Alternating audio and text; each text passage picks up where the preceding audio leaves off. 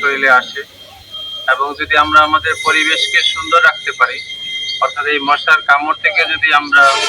নিজেদেরকে নিরাপদ রাখতে পারি, তাহলে এই ডেঙ্গু থেকেও আমরা নিরাপদ থাকতে পারি। এজন্য এই বছরের স্লোগান হলো যে নিজ নিজ পরিবেশ পরিচ্ছন্ন করি, ডেঙ্গু মুক্ত বাংলাদেশ গড়ি। অর্থাৎ আমরা যদি আমাদের চারপাশের পরিবেশকে পরিচ্ছন্ন রাখতে পারি, তাহলে আমরা কিন্তু ডেঙ্গু মুক্ত থাকতে পারব। এই জন্য সরকারি দপ্তরের যারা প্রধান আছে তারা তো আমরা চেষ্টা করবই, এবং সেই সাথে সচেতন নাগরিক হিসেবে আমাদের প্রত্যেকের দায়িত্ব আমাদের চারপাশের পরিবেশ যাতে পরিচ্ছন্ন থাকে। আমরা জানি জলাবদ্ধ জায়গার মধ্যে সাধারণত তৈরি হয়, তো আমরা যদি এই পরিবেশটা সুন্দর রাখি, ঝোপঝাড়গুলোকে পরিচ্ছন্ন করি এবং যেখানে পানি জমে আছে পানিগুলোকে ফেলে দিই, তাহলে ডেঙ্গুর পরিমাণ মানে মশার পরিমাণ কমে যাবে, ডেঙ্গু রোগের পরিমাণও কমে যাবে। ডেঙ্গু মশা নিরোধ যে র্যালি, উক্ত র্যালিতে আসলে আমাদের ডেঙ্গু বিষয়ে যে করণীয় বিভিন্ন বিষয়ে আগে আমি যেহেতু উপজেলা প্রশাসন কর্তৃক স্যারের প্রতিনিধি হিসেবে এসেছি, এখানে আমাদের যে প্রতিষ্ঠানগুলো রয়েছে বিশেষ করে স্কুল, কলেজ, পৌরসভা, ইউনিয়ন পরিষদ, যদি আমরা একটা চিঠির মাধ্যমে বা তাদের সাথে যোগাযোগ করে কোন সময়টা থেকে আমরা কাজ শুরু করব এবং ডেঙ্গুর যে প্রাদুর্ভাব এটা কোন টাইমে বেশি হয়, আমাদের যে পরিষ্কার কিংবা অন্যান্য যে কার্যক্রমগুলো হাত নেব, এই বিষয়গুলো যদি আপনারা একটু ইনফর্ম করে দেন আমাদের মাধ্যমে, তাহলে ইউনিয়ন পরিষদের এখানে আমাদের প্রশাসক রয়েছেন, আমরা প্রত্যেকটা ইউনিয়ন পরিষদের প্রশাসক, আমাদের পৌরসভা তাদের নিজস্ব বাজেট রয়েছে, ইউনিয়ন পরিষদের বাজেট রয়েছে, বিভিন্ন স্কুল, কলেজ, বিভিন্ন প্রতিষ্ঠানে যারা প্রধান রয়েছে তাদের মাধ্যমে আমরা কন্ট্যাক্ট করে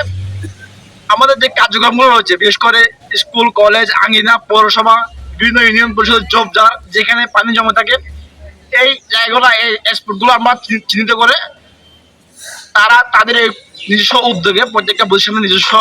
কর্মী বাহিনী রয়েছে, টিম রয়েছে, স্বেচ্ছাসেবক দল রয়েছে, তাদের মাধ্যমে যদি আমরা একটা সুন্দর একটা যদি ম্যানেজমেন্ট করতে পারি, এই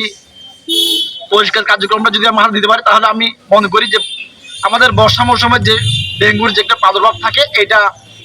খুব দ্রুতই কমে আসবে। এবং এক্ষেত্রে আমাদের উপজেলা স্বাস্থ্য কমপ্লেক্সের যারা প্রতিনিধি রয়েছেন তারা প্রত্যেকটা ইউনিয়ন ভিত্তিক যদি তাদেরকে একটা মনিটরিং টিম করে দেওয়া হয়, ওনারা মনিটরিং করলো, আমাদের এক্ষেত্রে আমাদের কার্যক্রমে যদি কোনো ভুল ত্রুটি পরিলক্ষিত হয় কিংবা কোনো অবজারভেশন থাকে, তাহলে তারা যদি আমাদেরকে জানায়, এক্ষেত্রে আমরা উপজেলা প্রশাসনের মাধ্যমে প্রত্যেকটা ইউনিয়নে এবং পৌরসভায় আমরা